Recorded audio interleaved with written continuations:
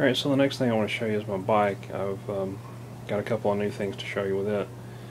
The first thing, of course, is that I showed you up here that I had a conversion kit that I wanted to put on here, and I had ordered it, and I was very happy in my last video about that. Well, it arrived about a week and a half ago, and I took about 3 hours and put it on this bike.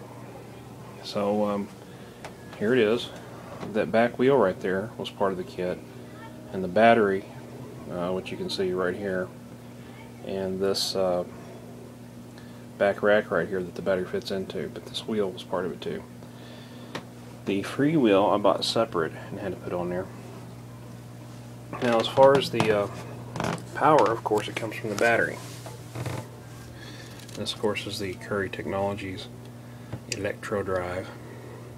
This whole kit was from Curry Technologies, by the way. The charger actually plugs into the wall right here. That's the charging unit upside down, of course. And it has a red light and a green light, and this shows that it is charged with the green light. And it plugs in on this side right here in the battery. And that's kind of the receptacle, the plug. It's got 3 pins in there that fit into those 3 holes right there. Yeah, that's all it is. And this is a locking mechanism. It locks the battery into the bike so nobody can steal it. But whenever you unlock it, you can actually pull the battery, just lift it straight out of there, and you just lift it out with that handle. But whenever the charger's not in there, the handle just goes down like that. It's pretty nifty. The wire junction box is all inside this thing right here. And I'll take that thing off and show you what it looks like. Alright, so I got the screws out of this thing here, and I wanted to show you the inside of the junction box on my power kit here. This just slips right off. And right there's where the wires come in. And that's the switch right there. And basically, this just, whenever you hook up everything, you've got these connectors right here that you hook stuff into. And there's another one here somewhere. There's one, and there's one. There's one down there that I didn't have to hook up. I think it already was. But one of these is for the throttle, and one of these comes off the batteries. And that's what that looks like. This just goes back on there. And of course you see the holes line up where the screws go. Just put the screws in. Hooks it all up. And this is where the wires go into the junction box. And this is a thick wire that goes to the battery on this side. And it had to be zip tied along the bike.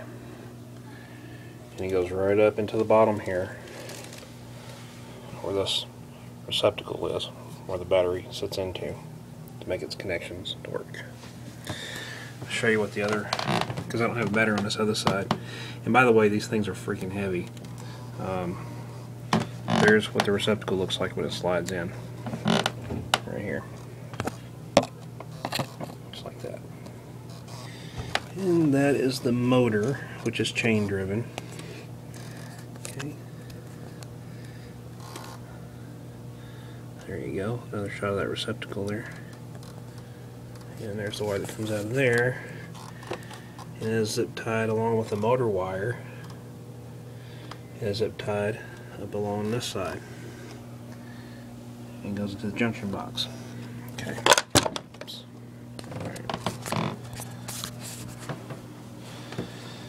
Alright. Okay. And the throttle, of course. The throttle is a smaller wire right here. And it goes along here. And it was zip tied. There it goes. Zip tied all those together. It was zip tied to this part of the bike right here until it goes up to the throttle, which is right there. Okay, so this is the throttle right here. The throttle, in order to make it go, you just push down on this right here, which is spring loaded. It should pop back up. This one doesn't, because I had a really hard time getting it on the bike, so this gets a little bit stuck. But basically, you just push down on it, it goes, it would lift up back up on its own, and that will stop. The more you push on it, the faster it goes. If you push on a little bit less, it goes not so fast. And the battery switches, or the switch, is right here. It's got 3 positions, which it's in the off position now. It's got a number 1 and a number 2 marking on it, and each side actually is for the different battery, because like I said, I could put another battery on here. If I switched it this way, if there was a battery on the other side, it would take power from that battery. It's off again. It's on again for this battery right here now. Okay, and once you turn that switch on, you get the lights on the throttle, like that. And the bottom one's not lit because that's a red light. And when you're out and you're actually riding this thing, if you're just using the power of the battery alone and you're not actually pedaling, then those lights are going to start to go down. You're going to get like 2 lights, and if you start to go up a little bit more of an incline, you'll start to get 1 light. It'll go all the way down to the bottom light, which is red. And if you start pedaling again when you're going up a hill, first of all, it's not going to be that hard to pedal because you're getting the extra power from this kit. And that red light's going to go away. You're going to see 1 green light, 2 green lights, 3 green lights again, depending on how steep the hill is. And I'm not going to press it now because my bike is basically parked. I'll shoot it across the room. But I'm going to turn it off, and this is what happens when it goes off. There's that red light. Alright. So I haven't been riding this the last couple of days because, well, as is unfortunate with some tires, got flat on the way home. So I got another inner tube yesterday to put in the tire, but I'm not going to actually put the inner tube on here until I get my new tires, which I ordered yesterday when I got paid from Amazon.com. And it's these tires over here, which have Kevlar in them. And Kevlar is good because it prevents your tires from being punctured. In that case, that means fewer flats. So, yeah, when I get those, I'm going to put them on here. So I don't get this again. Charger, there's the charger. Green light is on. And usually, when you first plug in a battery, like there's the plug, it's got 3 pins on it. I plug it in, there's 3 holes. Just slides in there like that. And now it's got a red light because it's charging. When it's done charging, we'll get a green light again. Another thing about this battery is it's got a lock on it right there. So if you lock up your bike, then you have this locked in place. Nobody can just take it and pull it out of your bike because it's locked in. And of course that's the handle. These things just slide up and slide down. When you put it in, you just slide it in. Each battery has a groove on the side. It fits along these poles here. You just slide it down until it fits into its receptacle down here. Then of course you can unlock it and pull this right on out again. It's pretty easy, but these things are freaking heavy. And the other thing I want to show you is the bike computer I just got delivered today. I put that on there, and it was pretty easy to put on. It wasn't that hard.